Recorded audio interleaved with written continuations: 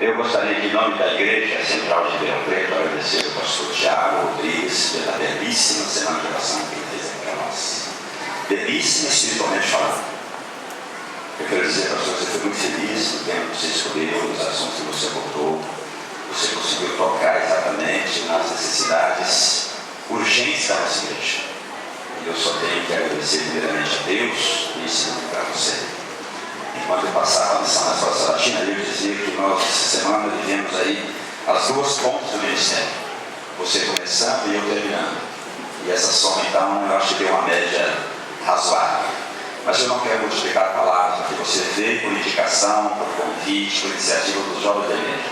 Eu vou chamar a líder dos jovens da igreja para que ela faça agradecimentos em nome dos nossos jovens, que você veio para a sessão conosco em função da nossa juventude. Tá bom?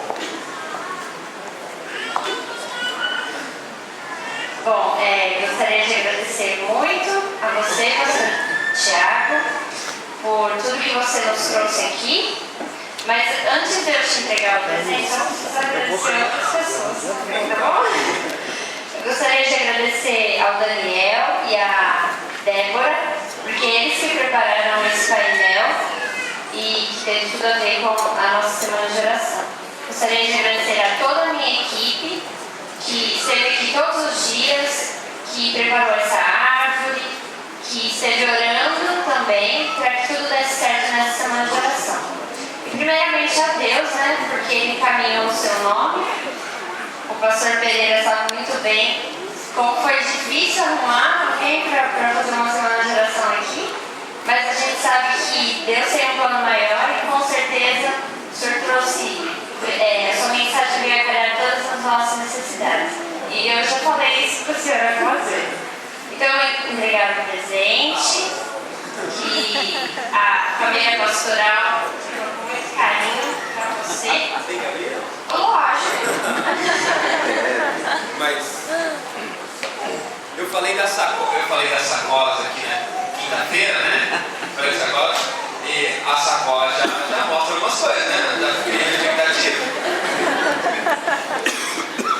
Vai ter que ter ó, hein?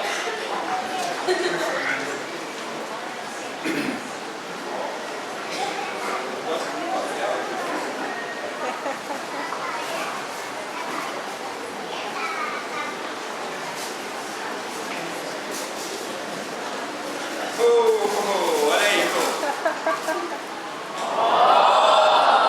Você tem que mostrar os detalhes, rapaz. É lógico.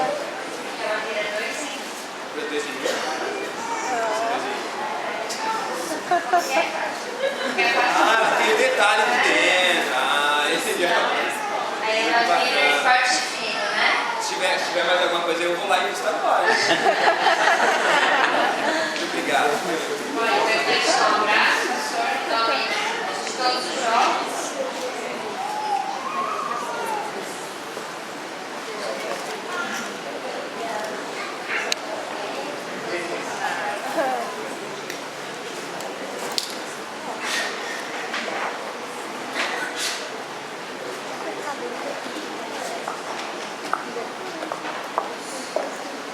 Muito obrigado, viu?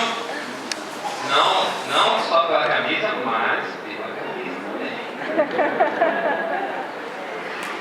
Só eu tenho que agradecer a vocês também pela maneira como me receberam nessa semana. Seria muito ter, né, estar com vocês desde o primeiro dia da semana, no sábado, mas por força de outros compromissos não foi possível. Mas agradeço muito a todos aqueles aí que estiveram junto com a gente durante a semana. Quantos participaram hoje à noite da nossa corrente de oração? Desde ontem à noite. Bacana, deu certo aí? Perdeu a hora? Não? Tranquilo? Deus seja louvado por isso, né? Nós tivemos aí uma corrente de oração desde ontem às 10 da noite, alguns horários de madrugada. Foi uma experiência muito bacana. E eu agradeço de forma muito especial que se envolveram na organização frente à questão das refeições, do almoço, do lanche. Eu quero agradecer a todos aqueles que me receberam, né? No dia seguinte, né? Eu sempre fiz a gratidão, mas alguns aqui não estavam no dia que eu fiz a gratidão, mas não fica aqui estendida o agradecimento a todos vocês que me receberam. E me receberam não apenas a mim, o pastor Pereira, tá vendo? O pastor foi junto e tivemos aí a pastora Paty também com a gente, também em algumas dessas ocasiões. Muito obrigado. Obrigado também ao pessoal que a gente sempre tem que agradecer, né? Cada vez mais a gente depende deles. O pessoal do audiovisual, né? O pessoal da sonoplastia e coordenando tudo. Obrigado, viu? Deus abençoe vocês. E a gente agradece também, como já falou, né? O pessoal da decoração, ao pessoal da música, né? O diretor de música, o Marcelo, né? E a equipe toda aí, né? Da música, os instrumentos, ao louvor. Fica muito fácil pregar depois de a gente ter o louvor que a gente teve aqui todas as noites. É mais fácil. Então, a gente agradece. Agradeço aos anciãos também que participaram. Agradeço ao pastor, viu, pastor? Mais do que por ter me dado o privilégio de estar aqui na igreja do Senhor, pelo aprendizado. Viu, pastor? Pelo aprendizado. Eu fui abençoado pelo convívio com a igreja, mas fui abençoado grandemente pelo convívio com o pastor Pereira. Vocês têm um homem de Deus aqui, viu? Deus continue abençoando o Senhor, viu, pastor? Sua parte, obrigado também, viu? Pela simpatia, pelo cuidado, pela atenção também. Deus abençoe muito mesmo. Por isso que ele não sai daqui. Todos vocês, né? Pelas demonstrações de carinho. E hoje eu gostaria de terminar essa semana não diferente lendo o livro de Tiago. Vamos lá? Tiago e o capítulo 4. Estão muito afiados. Tiago, capítulo 4, é o nosso texto. Foi o nosso texto durante toda essa semana. E não diferente, hoje nós vamos a Tiago no capítulo 4. Vamos descobrir aqui mais algumas coisas importantes a respeito dos planos de Deus para a vida da gente.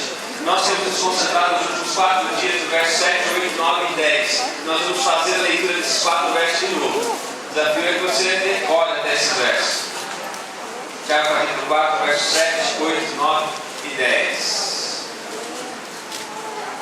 Vamos antes de fazer a leitura orar mais uma vez? Grandioso Deus, nossa gratidão porque temos o privilégio de estudar a Tua Palavra. Nesse momento, com a Bíblia aberta diante de nós, queremos o Senhor olhar para dentro do nosso coração. Através da influência do Espírito Santo, abra também o nosso coração. Nós temos o desejo de abrir, mas há alguns espaços no nosso coração que precisam da Tua mão, precisam da Tua voz falando mais fortemente para que a nossa vida seja completamente aberta para receber a Tua Palavra. Amém. Fala ao coração dos Teus filhos. Nós queremos ouvir a Tua voz independente daquilo que ela vai nos falar. Permita-nos ouvi-lo, senti-lo e sairmos aqui transformados pela Tua Palavra, em nome de Jesus. Amém. Tiago 4, 7 diz: sujeitai-vos, portanto, a Deus, mas resistir ao diabo, e ele fugirá de vós. Chegai-vos a Deus, e ele chegará a vós outros. Purificai as mãos pecadores, e vós, sois exemplo dobre, limpai o coração. Afligi-vos, lamentai, chorai, converte o vosso riso em pranto e a vossa alegria em tristeza. Humilhai-vos na presença do Senhor, e ele vos exaltará. Nós já falamos de várias partes desse texto. Nós já falamos sobre a humildade, nós falamos sobre a ideia é falar sobre 4 convites, nós já falamos sobre 3. Nós falamos sobre o convite que existe nesse texto para aproximação. Esse texto diz: chegai-vos a Deus e Ele se chegará a vós. Há um convite para proximidade. Há um convite também para uma experiência de humilhação. Humilhai-vos na presença do Senhor e Ele vos exaltará. E isso fica completo no começo ainda do verso, no começo do texto, no versículo 7, onde diz: sujeitai-vos a Deus. Mas também existe um outro convite que nós vimos ontem, que é o convite para a tristeza. A tristeza tem a ver, na verdade, com uma confrontação. Estou confrontado com quem eu sou. Ontem nós tivemos uma semana de Santa Ceia aqui especial. E nós fomos ontem, antes de tomar parte na ceia do Senhor, nós somos convidados para essa confrontação, com a tristeza por aquilo que somos, mas com a alegria por aquilo que Deus faz por nós, por aquilo que Deus é e por aquilo que Ele nos proporciona, principalmente através de Cristo Jesus e a salvação. Mas hoje nós temos o último convite, e talvez esse seja o convite mais impopular que Deus faz para o seu povo nos dias de hoje. O convite, talvez, você é chamado por Deus para aceitar um pacote de verdades que nem sempre será tido como popular. Essa é exatamente a expressão. Não vai ser popular em nenhum momento. O Evangelho nunca foi. Os momentos que o Evangelho se tornou popular, geralmente ele estava sendo adulterado de alguma forma. Você não é chamado para fazer parte de uma multidão de gente que anda junto com tudo, com todo mundo, que simplesmente segue os princípios e valores que estão por aí. E talvez parte desse convite se torne tão impopular, para aquilo que está no verso 8, na segunda parte. Diz ali: pecadores, vós que sois de ânimo dobre, limpai o coração. O convite de Deus para os seus filhos é a pureza. Tem uma frase ali esses tempos atrás de um autor, o nome dele, Oswald Chambers. Ele escreveu um livro, eu não me lembro o nome do livro, eu li a frase dele num outro livro. Um livro que é muito bacana, chama Vitória sobre a Tentação. É uma compilação de vários escritores. Vale a pena, se você quiser, tem esse livro, chama Vitória sobre a Tentação. E tem vários capítulos, 5 capítulos de Oswald Chambers. Ele diz o seguinte: o fim reservado ao homem não é a felicidade e nem a saúde, mas a santidade. O objetivo de Deus é a produção de santos. Eu acho isso muito forte. O objetivo final de Deus, de acordo com Ele, não é simplesmente sermos felizes ou saudáveis. O objetivo de Deus é santidade. Santidade. O objetivo de Deus é pureza. Deus chama no mundo que cultua a impureza. Deus chama filhos para viverem uma vida pura. Deus chama você, Deus chama a sua família, Deus chama você tanto, como diz aí, através das suas mãos puras, do coração puro. Deus chama você para uma vida de pureza, para uma vida de integridade. Deus chama homens e mulheres para viverem uma vida pura, no mundo cada vez mais puro, no mundo onde o bacana realmente é ser impuro, no mundo onde as coisas se tornaram, não existe mais preto e branco, existe só uns tons de cinza por aí. E a gente começou, e há muito tempo tem isso, entramos num processo de relativizar, de pensar que isso não é problema, isso era problema no passado, não é mais problema agora. Nós começamos a negociar os princípios, achamos que isso é errado para esse povo, mas não é errado para lá. E de fato, existem regras. Existem regras. Quando a gente fala de relativismo, a gente tem às vezes a tendência de achar que o relativismo é todo ruim.